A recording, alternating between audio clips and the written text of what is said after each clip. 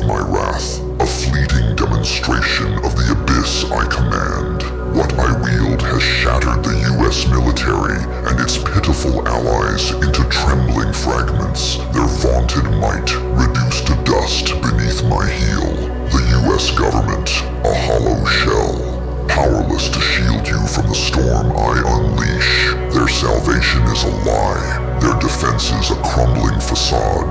In 7 days, this carnage will be but a child's nursery rhyme, compared to the reckoning I shall forge.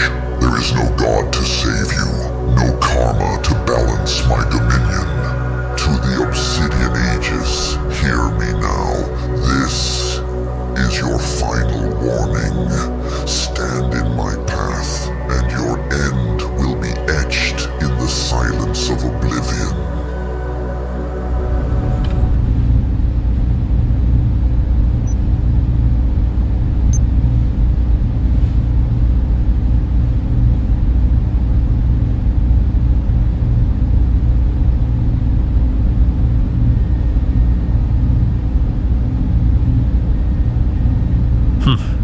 Kairox.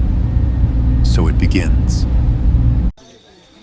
Hey, keep your heads down and your triggers ready, you two. Trouble's a shadow waiting to pounce out here. Kairox didn't leave us much room to play games. That broadcast was a damn wake-up call. Once you've squeezed what you can from DC, your next partner's inbound. Codename Vex. He's a sniper who can thread a needle at 1,000 yards. And trust me, he'll have you laughing while he does it. Don't let his wisecracks throw you off his aim. Roger that. Geez, he's always worried about us. And are you sure we're gonna get anything on Kairox's whereabouts from DC? It's DC. He'll talk. He doesn't owe loyalty to anyone. Whatever you say. Let's just hope this don't turn into another shootout.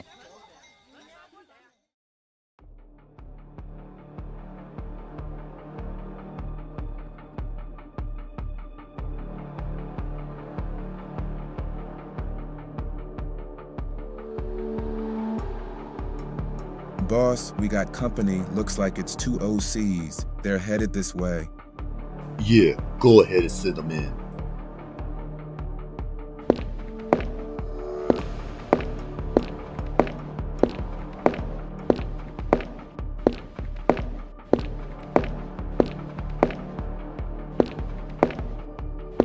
DC, it's been a while. Well, Mr. Brown. What brings you here? Come on, DC. You know I'm looking for more information on Kairox. What all can you tell me? Well, it's good to see you too, Mr. Brown. Kairox? Never heard of him. DC, cut the bullshit. I don't have time for your games. Tell me everything before this gets ugly. You don't understand. The less you know, the better. One more chance, DC, or I'll have the OCs here in a few hours. Ah, fool. You're gonna get yourself and everyone you know killed. Have it your way. Wait, boss. Allow me to tell them about Kairox for a safety precaution. A safety precaution? Really? Oh, come on. Yes, child. Saying Kairox's name alone puts my life in danger. Let alone telling you the origin of his power. Yeah, whatever. You don't seem to understand that what I'm about to say puts all of our lives in danger. Anyways, years ago, I was a cellmate of Kairox, back in the hellhole they called Kalahari Fang Prison, deep in the remote sands of Sahara wastes. That place held the world's most vicious criminals. Men and women alike, no walls between them, just chaos and blood. Kairox, he wasn't born like us. They say he rose from the dead corpse of a young woman, left to rot in that pit. Even as a toddler, barely walking, the guards and inmates beat him, fists, boots, anything they could swing. By 7, he'd had enough, thought of ending it all to escape that nightmare. He confided in me one night about a dream. Visions of his enslaved ancestors, their anguish burning deep into his soul. He felt the oppressive West African humid heat engulf him, as if he'd labored under its weight for decades. Sweat and suffering carved into every ragged breath. In those visions, he saw them toiling in perilous depths, manually mining caves alive with writhing snakes, their picks striking stone amidst venomous coils. When he awoke, it was as if he'd lived another lifetime, the agony and unyielding endurance of that dream clinging to him like a shroud. I stared at him, wide-eyed, and told him, "That's one hell of a story, kid." A few years later, as he edged into his teenage years, the prison's hell only deepened. Kalahari Fang was a crucible of violence. Guards and inmates alike ambushed him with savage beatings, their fists and clubs leaving scars that never healed. Death stalked every corner. Men and women fell to disease, starvation, or brutal stabbings, their blood staining the cell floors. He faced it all: scorching heat, freezing nights, and endless fights for scraps, surviving life or death struggles that forged him into something harder. Then one night, he spoke of another dream. A mysterious figure, cloaked in shadow, appeared on a rooftop, facing a young Kairox, its voice a chilling whisper. "You control your own destiny.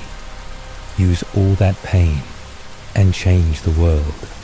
You are bound by chains forged by lesser minds, shackled by their laws, their weakness, their fear of what you could become.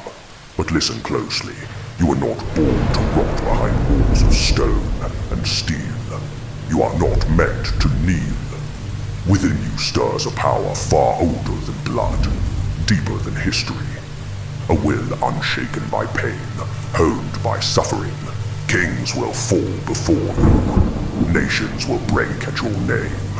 You will crush empires and carve open the fabric between worlds. Humanity is not your limit. It is your starting point. Your evolution set ablaze. After the dream on the rooftop, the voice in the storm, cloaked in shadow and prophecy. Something inside Kairox changed.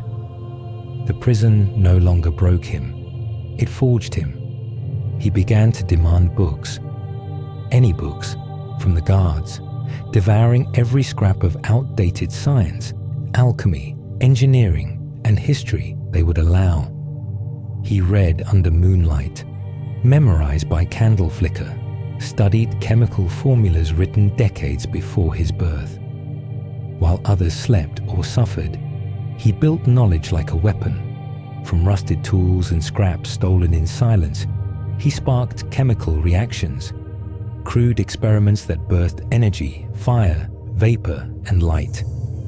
He synthesized drugs that pushed his body beyond human limits. Adrenaline burst to match the speed of strikes, stimulants to numb pain, compounds to stretch endurance. And then, he fought.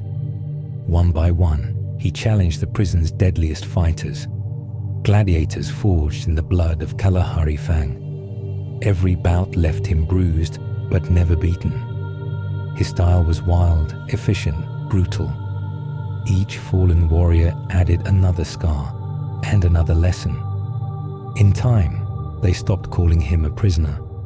They called him Kairox the Last Sight. Those he defeated became his allies, and those allies became a revolution. Under flickering lights and bleeding skies, Kairox led the riot that shattered the walls of Kalahari Fang. He didn't just escape the prison, he conquered it.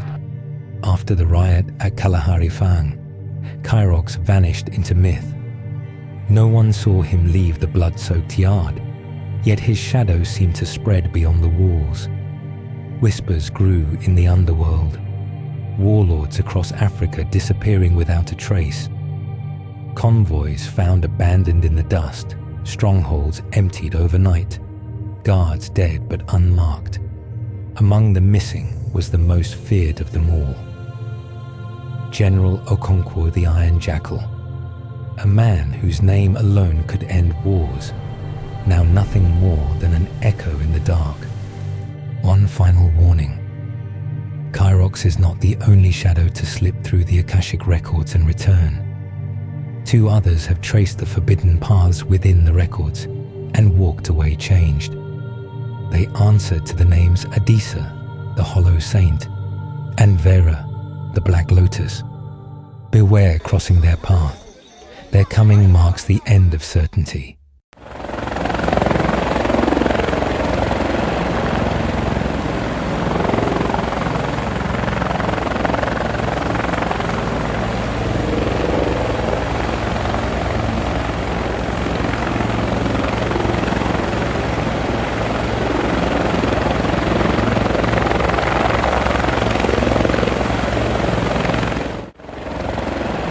Boys and girls, and yes, I'm definitely talking to you, gorgeous. Your knight in shining armor just landed, and I'm here to make sure Kairox gets a serious reality check.